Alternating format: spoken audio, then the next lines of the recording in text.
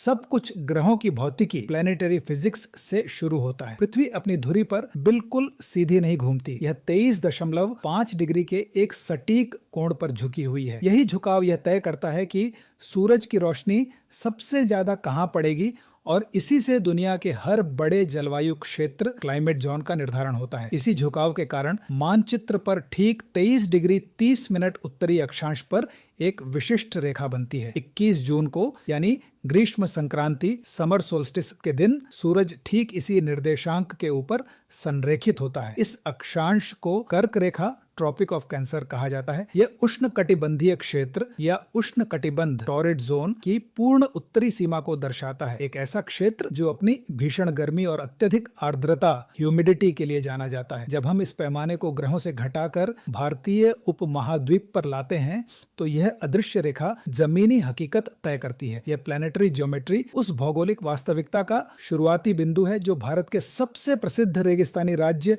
राजस्थान की आम धारणा के बिल्कुल विपरीत है। जब आप राजस्थान शब्द सुनते हैं तो शायद आपके मन में एक विशिष्ट छवि उभरती है। दूर दूर तक फैले रेत के टीले, कंटीली झाड़ियां और मीलों तक सूखी बंजर जमीन। यह एक गर्म और शुष्क क्षेत्र की अपेक्षा है, लेकिन यहाँ का फंसा हुआ मानसून एक सघन जल विज्ञान तंत्र हाइड्रोलॉजिकल नेटवर्क को जन्म देता है जो माही, सोम और जाखम जैसी नदियों के माध्यम से बहता है। इस संतृप्त ऊपरी मिट्टी के नीचे अरावली की भूगर्भीय संरचना ने तांबा, जस्ता और अभ्रक, माइका जैसे खनिज भंडारों को जमा किया है। भरोसेमंद पानी, घने जंगल और सुरक्षित घाटियों के इस मेल ने ही यहाँ के मानव निवास के स्वरूप को तय किया है। यह भील, गरासिया और डामोर जनजातीय समुदायों का पारंपरिक घर है। बांसवाड़ा और डूंगरपुर का परिदृश्य इसी संगम का भौतिक रूप है, जहाँ एक उबड़ खाबड़ पहाड़ी प्रोफाइल के बीच उच्च आर्द्रता कैद हो जाती है। इस पूरे डेटा को याद रखने के लिए आप एक एकल नेमोनिक फ्रेमवर्क पर भरोसा कर सकते हैं। KARK कर्क, के कार्क रेखा, कर्क रेखा जो 23 डिग्री 30 मिनट पर स्थित है और आर्द्र उष्ण कटिबंधीय क्षेत्र की सीमा निर्धारित करती है।